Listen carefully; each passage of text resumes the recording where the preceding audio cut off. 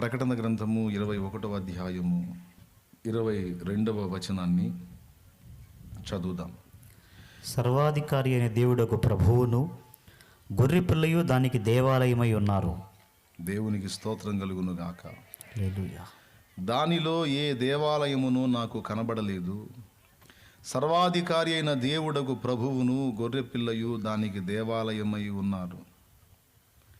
ఆ పట్టణములో ప్రకాశించుటకై సూర్యుడైనను చంద్రుడైనను దానికి అక్కరలేదు.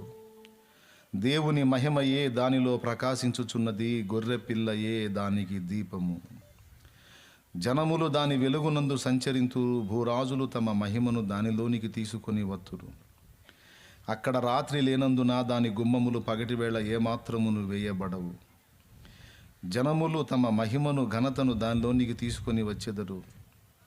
గొర్రెపిల్ల యొక్క జీవగ్రంథమందు వ్రాయబడిన వారే దానిలో ప్రవేశింతురు గాని నిషిద్ధమైనది ఏదైనను, అసహ్యమైన దానిని, అబద్ధమైన దానిని జరిగించువాడైనను దానిలోనికి ప్రవేశింపడు.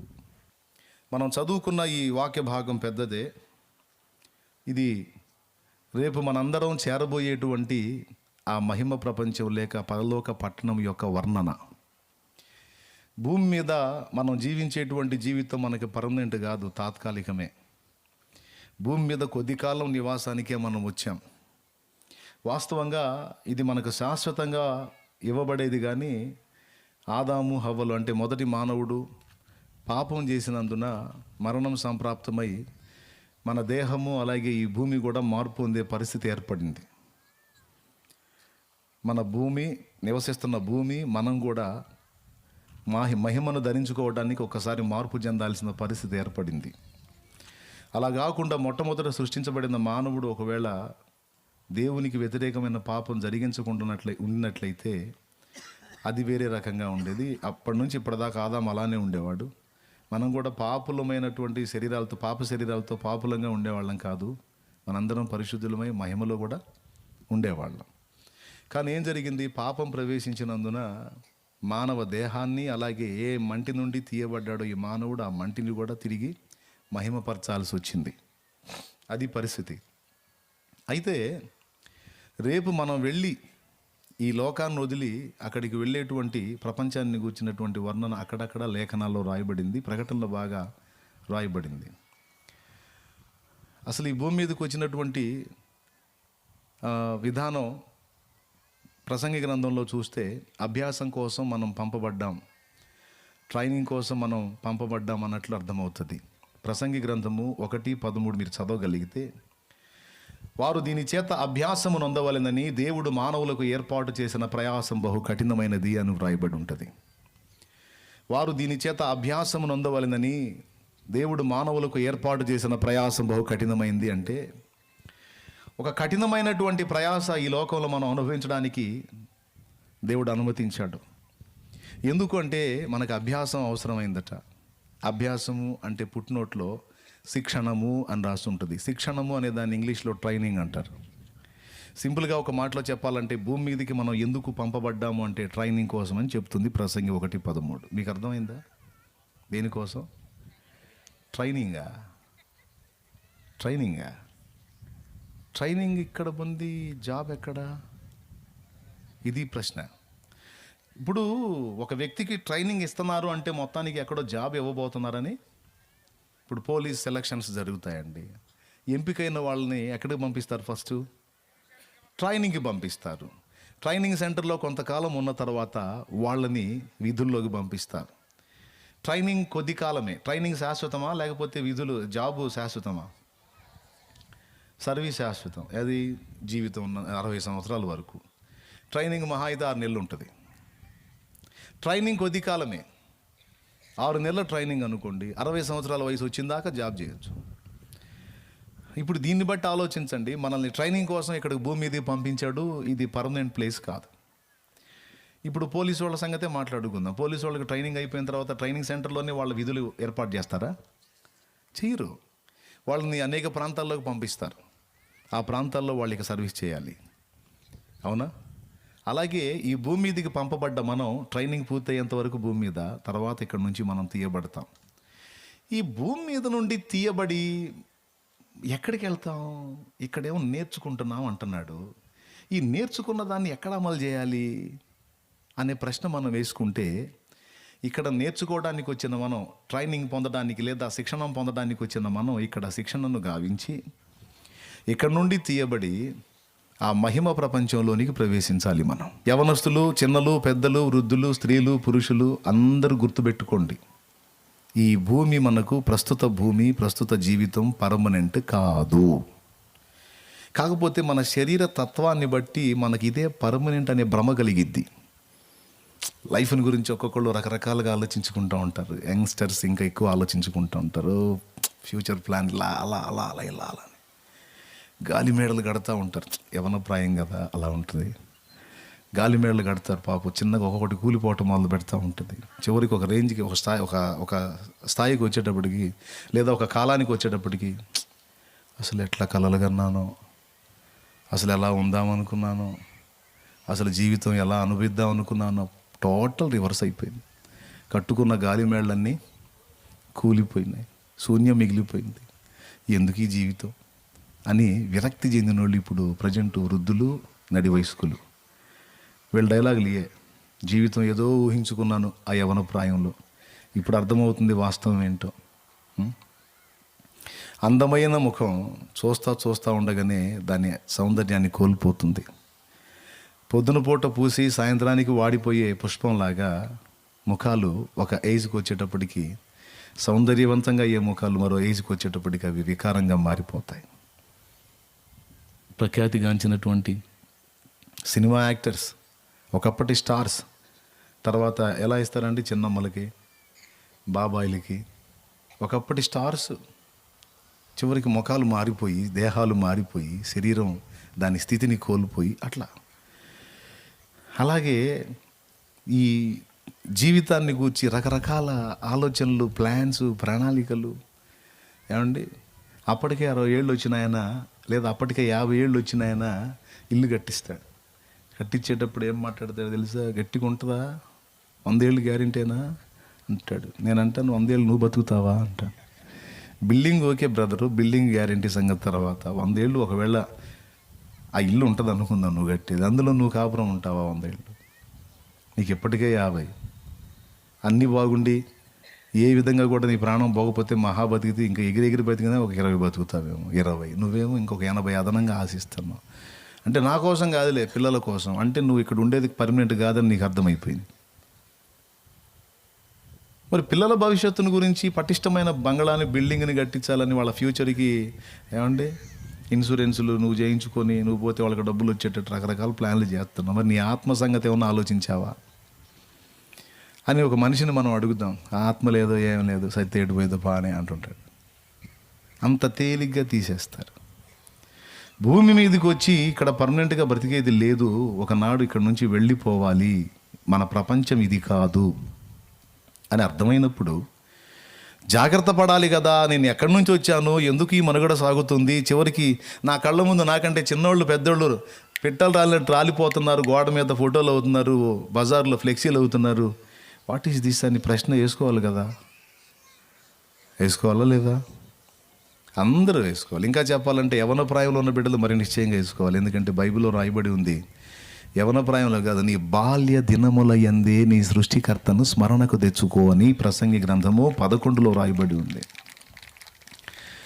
11 ముగింపులోనే అలాగే 12 స్టార్టింగ్ 12వ అధ్యాయం మొదటి నుంచి మీరు చూడగలిగితే ఆ మాట ఉంటుందండి. వాన వెలిసిన తర్వాత మరలా రాకముందే, తేజస్సునకును సూర్యచంద్ర నక్షత్రాదులకును చీకటి కమ్మకముందే, దుర్దినములు రాకముందే, వీటి యందు సంతోషము నాకు లేదు అని చెప్పు సంవత్సరములు నీకు రాకముందే, నీ బాల్య దినముల యందే నీ సృష్టికర్తను స్మరణకు తెచ్చుకో అనే మాట ప్రసంగి 12 మొదటి నుంచి చదివితే అలా రాయబడి ఉంది. ఉంటుందిలే, నాకు వెళ్ళి చూడండి, జస్ట్ రిఫరెన్స్ నోట్ చేసుకోండి అంతే. ఎప్పుడు తెలుసుకోమంటున్నాడు సృష్టికర్త అంటే? ఏ ముసలోళ్ళు అయిన తర్వాత తెలుసుకోకూడదా? తెలుసుకోవచ్చు. ఆత్మకు రక్షణ కలిగిద్ది, కానీ పని చేయలేవు, అక్కడ ఒక హోదాను సాధించలేవు. బాల్య దినముల యందే నువ్వు సృష్టికర్తను స్మరణకు తెచ్చుకొని కనుగొన్నావు అనుకో, ఈ లైఫ్ అర్థవంతంగా ఖర్చు అయింది. చిరు ప్రాయములోనే సృష్టికర్తను తెలుసుకొని ఆయనకి హృదయాన్ని కనెక్ట్ చేసుకోగలిగితే, అలా కనెక్ట్ చేసుకున్నటువంటి వ్యక్తుల జీవితం 100% అర్థవంతంగా ఉంటుంది, అది సార్థకమైద్ది. తెలుసుకుందాం వాళ్ళే భక్తి కార్యక్రమం అంటే చేద్దాంలే. కొంతమందికి వెటకారం భక్తి అంటే, ఎవడురా ఎప్పుడు చూసినా దేవుడు దేవుడు దేవుడు అంటాడు. ఎప్పుడు దేవుడు? అంతా సరుకు అయిపోయినాక దేవుడు. ఇప్పుడు తినాలి, తాగాలి, సంతోషించాలి, ఎగరాలి. అసలు లైఫ్ ఎంజాయ్ చేయాలిరా, ఎంజాయ్ రా, లైఫ్ ఎంజాయ్ చేయాలిరా. ఎవడు ఇప్పుడే దేవుడు దేవుడు దేవుడు అంటాడు. అంటే అంత అయిపోయిన తర్వాత అనుభవించిన తర్వాత చచ్చేటప్పుడు దేవుడు అంటే సరిపోయిద్దంట. చచ్చేటప్పుడు దేవుడా అంటావు, సరే మరి దేవుని దగ్గరికి చేరి ఒట్టి చేతులతో ఉండాలి, ఏం చేయలేవు కదా. రేపు మనకి ఈ ప్రపంచం పర్మనెంట్ కదా, మనకు పర్మనెంట్ ప్లేస్ ఒకటి ఉంది, అది మహిమ ప్రపంచం. ఆ ప్రపంచాన్ని గురించి ఇందాక మీరు చదివింది. దేవునికి స్తోత్రం కలుగును గాక. అక్కడికి మనం ఎట్టి పరిస్థితుల్లో వెళతాం, ఆ వెళ్ళేటువంటి ప్రపంచానికి ఎలా సిద్ధపడాలి అనేటువంటి జ్ఞానము అన్ని వయస్సుల వారు తెచ్చుకోవాలి, జాగ్రత్త పడాలి. సహజంగా ఇట్లాంటి ఆధ్యాత్మిక మాటలు మాట్లాడుతూ ఉంటే కొంతమందికి వెరితనంగా ఉంటుంది, అంటే వయసును బట్టి. మన పర్మనెంట్ ప్లేస్ ఇది కాదు, మనం వెళ్ళి జాయిన్ అవ్వాల్సినటువంటి జాగా ఒకటి ఉంది. యోహాను సువార్త 14వ అధ్యాయం 1వ వచనం కానీ మీరు చూడగలిగితే అక్కడ సాక్షాత్తు యేసు ప్రభు వారు అన్నాడు, మీ హృదయములను కలవరపడనీయకుడి, నా తండ్రి ఇంట అనేక నివాసాలు ఉన్నాయి. దేవుని యందు విశ్వాసం ఉంచుచున్నారు, నా యందును విశ్వాసం ఉంచండి. నా తండ్రి ఇంట అనేక నివాసములు కలవు, లేని యెడల నేను మీతో చెప్పుదును, మీకు స్థలము సిద్ధపరచ వెళ్ళుచున్నాను. తర్వాత ఏం జరిగిందట, నేను వెళ్ళి మీకు స్థలము సిద్ధపరచిన యెడల నేనుండు స్థలములో మీరును ఉండులాగున మరలా వచ్చి నా యొద్ద నుండి మిమ్మల్ని తీసుకొని పోవద్దు. అది మన మాట గుర్తుపెట్టుకోవాలి. మనం ఇక్కడ ఉండేదానికి లేదని చెప్పేశాడు. నేను మళ్ళా వస్తా, ఎల్లప్పుడూ నా దగ్గరే ఉండేదానికి మిమ్మల్ని నేను తిరిగి తీసుకొని పోతా అని సాక్షాత్తు యేసు ప్రభువే మాట్లాడాడు. ఒకసారి వచ్చాడు, మన పాపాలకు ప్రాయశ్చిత్తార్థ యజ్ఞమై ప్రాణం పెట్టి తిరిగి లేవడానికి వచ్చాడు, అది జరిగించి వెళ్ళాడు. వెళ్ళి ఇంచుమించు 2000 ఏళ్ళు దాటింది. ఇదిగో ఇక త్వరలోనే ఆయన రాబోతున్నాడు, అది జరగబోతుంది. నాడు శిష్యులకు ఏ మాట ప్రామిస్ చేశాడో ఆ మాట నెరవేర్చడానికి ఇదిగో ఆయన తిరిగి రాబోతున్నాడు. ఆ వచ్చేటువంటి ప్రభువుని ఎదుర్కోవడానికి మనం ఎప్పటి నుండే సిద్ధపడాలి. మన పిల్లల్ని, కుటుంబాన్ని, ఇంటి వారిని ఆయత్తపరచాలి. మారు మనసు పొందని వారికి మారు మనసును కూర్చున్న హెచ్చరిక ఇవ్వాలి. రక్షణ పొందని వారిని రక్షణ కొరకు హెచ్చరిక ఇవ్వాలి. ఎందుకంటే ఇక త్వరలోనే ఆయన రాకడ ఉంది. ప్రభు రాకడ, ప్రాణం పోకడ రెండు తెలియవు గనుక, ప్రాణం పోకముందే పాపములు ఒప్పుకొని మారు మనసు పొంది మన పాపముల నిమిత్తం చెందిన యేసు రక్తములో ప్రతి దోషము కడిగేసుకొని రక్షింపబడి రెడీగా ఉండాలి. ప్రాణం పోకముందే, ప్రభు రాకముందే జాగ్రత్త పడాలి. ఎందుకంటే మన ప్రపంచం ఇది కాదు. ఇది నాకు ఈ కనువిప్పు అనేది ఎప్పుడు ఏ వయసులో కలిగింది అంటే, మీరు నమ్మండి నమ్మకపోండి, నేను నిజం చెబుతున్నాను. నేను యేసు ప్రభుని ఎరగక ముందు దాదాపు 8 ఏళ్ల వయసులో ఉన్నప్పుడే నాకు ఈ స్పర్శ ఉంది. అదేందో అని అనుకోవద్దు, మీరు నమ్ముతారో లేదో, 8 ఏళ్ల ప్రాయం నుంచే నాకు ఈ స్పర్శ ఉంది. ముసలోళ్ళు పాటలు పాడుతూ ఉంటే నన్ను పాటలు పిచ్చోండి కదా, ఆ పాటలు వింటూ ఉండేవాడిని, పాడుతూ ఉండేవాడిని. ఒక్కోసారి నేను పాడే పాట అప్పుడప్పుడు నాకు ఆలోచనకు వచ్చింది కదా, ముసలోళ్ళు పాడే పాటలు. ఎన్నాళ్ళు బ్రతికినా ఏమి సామ్రాజ్యంబు కొన్నాళ్ళేగా రామచిలక, 3 నాళ్ళ ముచ్చటకు మురిసేవు తరిసేవు ముందు గతిగా నవే చిలక. ఎన్నాళ్ళు ఇప్పుడు ఇది అంతా అయిపోయిన వాళ్ళు ఏదో బుర్ర కొట్టుకుంటూ పాడితే అర్థం ఉంటుంది. 8 ఏళ్ళోడికి నాకు ఈ పాట ఎక్కింది. దేవునికి స్తోత్రం. ఆ పాటలు పిచ్చే నాకు చాలా ప్లస్ అయిందండి. నాది నాదని ఏవు ఇల్లు నాదని ఏవు ఇల్లెక్కడే నీది చిలక, ఊరికి ఉత్తరన సామాధిపురమందు కట్టెలున్నది రామచిలుక, నిన్ను మోయ నలుగురు నీ వెంట 10 మంది తోడు ఎవ్వరి నీకు చిలక, కర్రలే చుట్టాలు కట్టెలే బంధువులు ఎంటనెవ్వరు రారి చిలక. ఇప్పుడు పదే పాడుతుంటే ఒక్కోసారి ఆ మాటలు డౌట్ వస్తుంది కదా. చూస్తుంటే పబ్లిక్లో ఆ వయసు నుంచి కూడా ఈ సావులు కనపడుతూ ఉంటాయి. మా అమ్మ ఏం చేసేది, అటు చచ్చిపోయిన శవాన్ని తీసుకెళ్తుంటే రైట్ అని లోపల నెట్టి తలిపేసేది. ఈ రోడ్డు పక్కన తలుపేస్తే మేము ఆ వాకిల నుంచి అడుగుండి వచ్చి ఆ బజార్లో గుండి వచ్చి మా అమ్మ ఎక్కడ ఉంటే మేము ఆ బజార్ ఆధార్ నుండి మేము సచ్చినోడిని చూసేవాళ్ళం. తీసుకెళ్తా ఉంటే మోసుకుంటా వెళ్తా ఉంటే చూసేవాళ్ళం. శవం అంటే ఇంట్రెస్ట్. చచ్చిపోయాడు, అంతమంది ఏడుస్తున్నారు, ఇంక రాడా ఏమండి? అందులో మనకు చెయ్యొద్దంటే ఇంకా ఇంట్రెస్ట్ ఎక్కువ కదా. వాడు తప్పెట మోగంగానే ఎప్పుడు నన్ను మా అమ్మ తలుపులు వేయగానే ఇంట్రెస్ట్ ఉత్కంఠ పెరిగేది. పెరిగి ఎట్లన్నా చూడాలరా అని ఎటో కట్టు దారి చేసుకొని పోయి చూసేవాళ్ళు. చూస్తే వాళ్ళు ఏడుస్తా మోసుకుంటా పోతూ ఉంటారు, వెనకాళ్ళు ఏడుస్తూ వస్తుంటారు. కొంతమంది అయితే ఘోరాతి ఘోరంగా ఏడుస్తారు. ఎందుకు ఏడుస్తున్నారు? చచ్చిపోయాడు, ఇంకా రాడు కదా, ఇంకెప్పటికి కనబడ్డ కదా, అరే ఇదే నా జీవితం. మరి ఎట్లా? ఎన్నాళ్ళు బ్రతికినా ఏమి సామ్రాజ్యం? 3 నాళ్ళేగా రామచిలక. 3 రోజులు అంట మొత్తం. 3 నాళ్ళు అంటే 3 రోజులు. మనిషి లైఫ్లో ముచ్చటైన 3 రోజులు, డిఫరెంట్ టర్నింగ్ పాయింట్స్. నెంబర్ 1 పుట్టినరోజు, నెంబర్ 2 పెళ్లి రోజు, నెంబర్ 3 పోయిన రోజు. స్తోత్రం. జీవితంలో ప్రధానమైన మలుపు ఎక్కడ? పెళ్ళిలోనే. కొంతమంది ఈరోజు మీ మ్యారేజ్ డే అంటే కంటే అదే నా కొంప మునిగిన రోజు, ఎందుకు గుర్తు చేస్తావులే ఆ దరిద్రపు రోజునని పాపం కొంతమంది ఫీల్ అయిపోతూ ఉంటారు. ఆ విషాదకరమైన రోజుని గుర్తు చేయవాక తట్టుకోలేకపోతున్నాను. ఏమండి? పుట్టినరోజు, పెళ్లి రోజు, పోయిన రోజు, ఈ 3 రోజులు ముఖ్యమైన రోజులు. ఇంతే కదా, పుట్టాడు, ఏదో జీవించాడు, పోయాడు. ఇది 8 ఏళ్ల ప్రాయంలో పడి. మరి ఎక్కడికి వెళ్తున్నాడు మానవుడు? మానవుని ఆత్మ అనేది ఒకటి ఉంది. ఆ ఆత్మ మోక్షానికి వెళుతుంది, దేవుని దగ్గరికి వెళుతుంది. శరీరం ఏమో కట్టెల్లో కాలిపోతుంది, మట్టిలో పూడ్చిపెట్టబడుతుంది. ఆత్మ దేవుని దగ్గరికి వెళుతుంది అన్న సంగతి. ఆత్మ అనేది ఒకటి ఉంది, అది దేవుని యొద్దకు వెళుతుంది అనే విషయం ఆ చిరుప్రాయంలోనే నా చెవున పడింది కానీ అంత సీరియస్గా తీసుకోవాలా నా విషయంలో. కానీ మా అమ్మ మా నాన్న విషయంలో తీసుకున్నా. ఎందుకంటే మా అమ్మ మా నాన్న పెద్ద వయసు వాళ్ళు అవుతున్నారు, వాళ్ళు కూడా పోతారు కదా. అంటే నేను పోనని, నేను చిన్నోడిని, నేను ఇప్పట్లో పోను. మా అమ్మ మా నాన్న పెద్దోళ్ళు కాబట్టి వాళ్ళు పోయే అవకాశం ఉంది. కనుక మా అమ్మ మా నాన్న చనిపోకముందే వాళ్ళకి మోక్ష మార్గాన్ని చూపించాలి అనే ఆలోచన 8-9 ఏళ్ల ప్రాయంలో నా హృదయంలో పడిందంటే నమ్మగలరా? అందుకని అప్పటి నుంచే భక్తి పిచ్చి. నా సాక్ష్యం విని ఉంటారు మీరు. భలే ఇంట్రెస్ట్. అయితే చాలా చేస్తూ ఉన్నాను కానీ దేనిలో కూడా నిశ్చయిత దొరకట్లా. ఆత్మ ఒకటి ఉంది, అది కన్ఫామ్. గీత కూడా చెప్పింది ఆత్మను గురించి, ఆత్మ నాశనము లేనిదని. నైనం చిందంతి శస్త్రాణి నైనం దహతి పావకః నైనం క్లేదయంత్యాపో నశోషయతి మారుతః అంటాడు. నైనం చిందంతి శస్త్రాన్ని, ఆత్మను శస్త్రము ఛేదించలేదు. నైనం దహతి పావకః, ఆత్మను అగ్ని దహించలేదు. నైనం క్లేదయంత్యాపో, క్లేదం అంటే నీరు, ఆత్మను నీరు తడుపలేదు. నశోషయతి మారుతం అంటే గాలి, ఆత్మను గాలి తరుమజాలదు. ఆత్మ నాశనము లేనిది. మరి నాశనం లేని ఆత్మ ఎక్కడికి వెళ్తుంది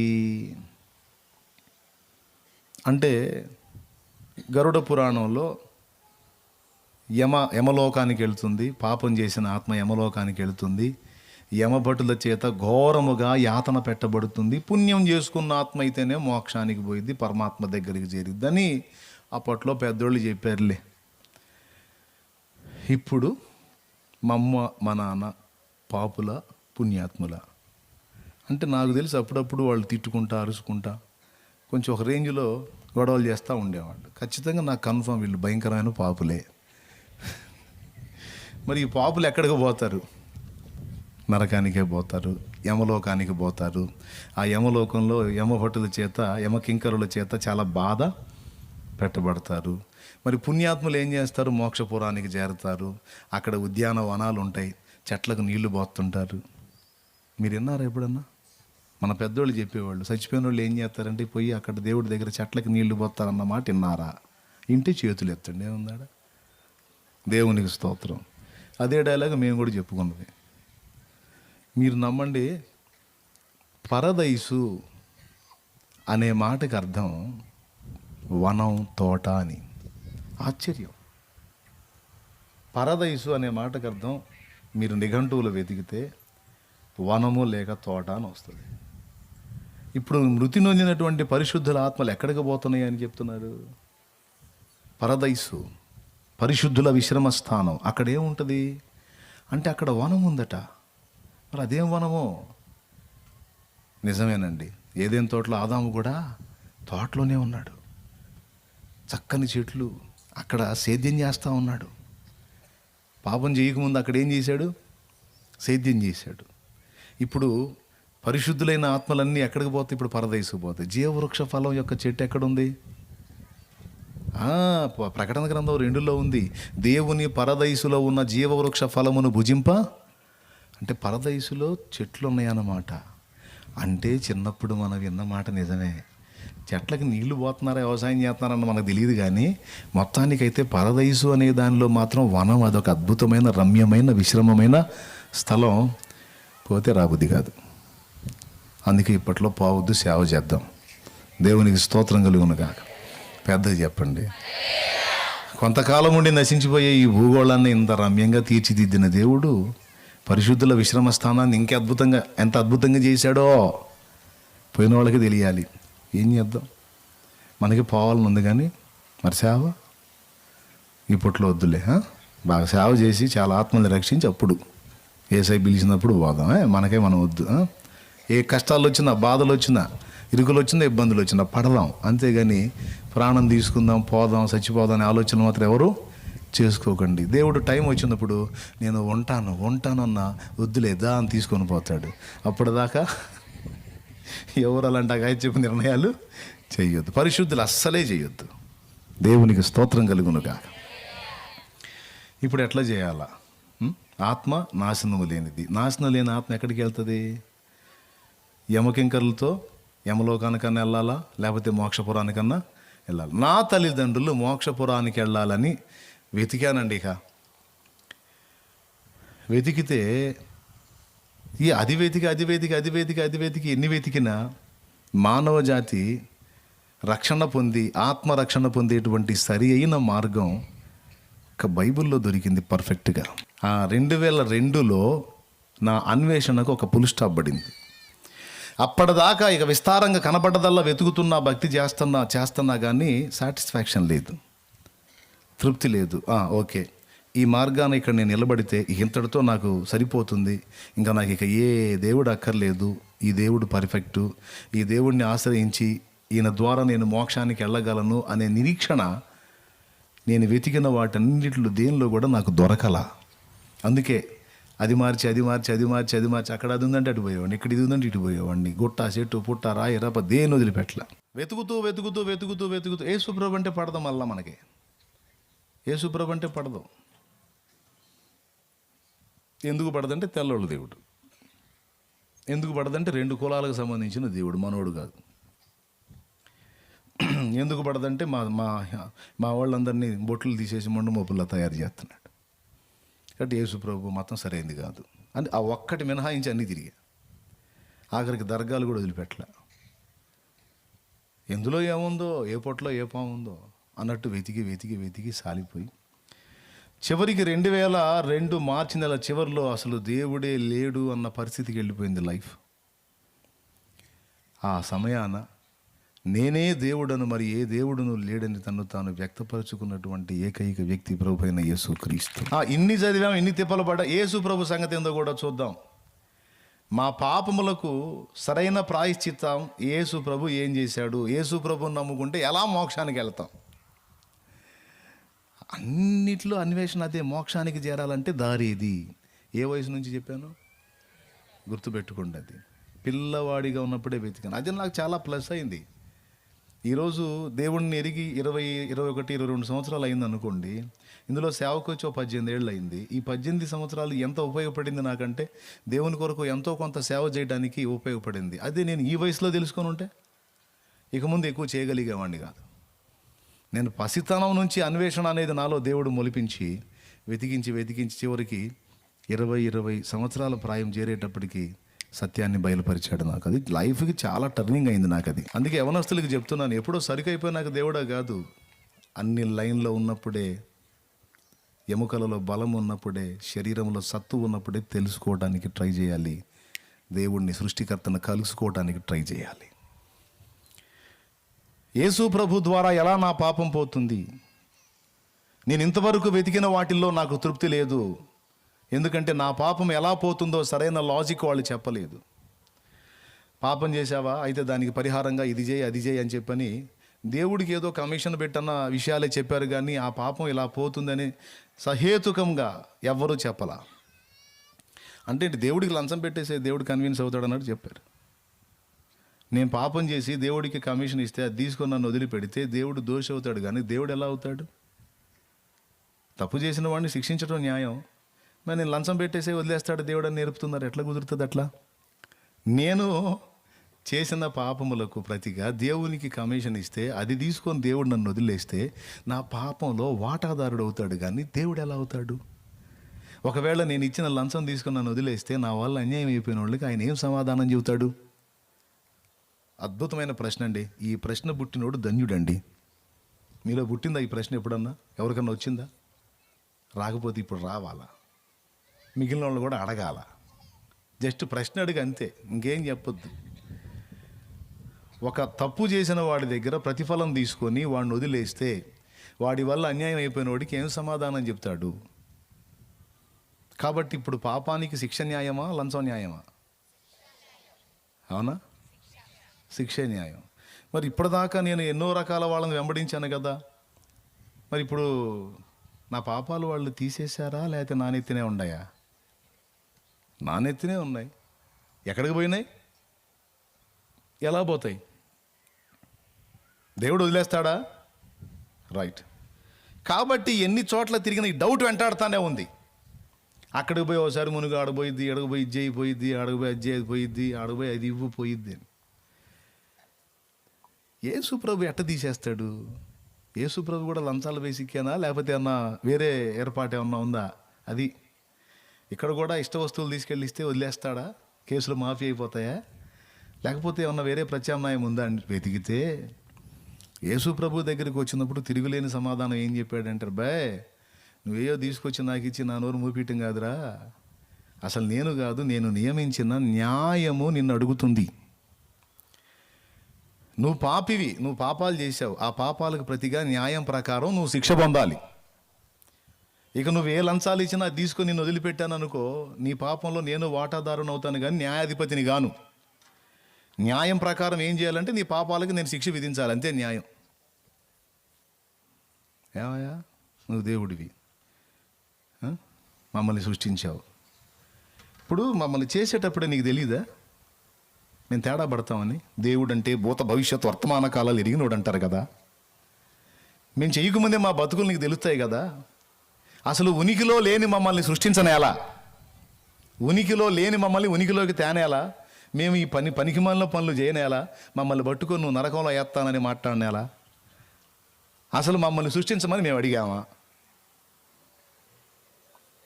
కరెక్ట్ ప్రశ్నేనా? Logical question. దేవునికి స్తోత్రం. ఎంతమంది కరెక్ట్ అనిపించిందండి? ప్రశ్న కరెక్టా కాదా? దేవుడిని నిలదీశాం ఇప్పుడు అందరం కలిసి. అసలు మమ్మల్ని సృష్టించమని మేము చెప్పామా? చేశావు. సరే, చేసినోడి బాగానే ఉంది. చేశావు, సృష్టి చేశావు, మళ్ళీ పాపం చేయొద్దన్నావు. ఊరుకున్నావా? నువ్వు ఏదొద్దన్నావు అదే చేశాము. ఉనికిలో లేని వాళ్ళని చెయ్యనేలా? మేము పోయి నీకు వ్యతిరేకమైన ఆ పాపం చెయ్యనేలా? నువ్వు మమ్మల్ని పట్టుకొని అగ్నిలో వెయ్యనేలా? మాకు ఈ బాధలు ఎలా? అసలు ఏంది, ఎందుకు? సరే, సృష్టించావు, పాపం చేశాం, తప్పించుకునే దారి ఏదైనా నువ్వు చూపించావా లేదా? చూపించకపోతే కేసు నీదే దేవా.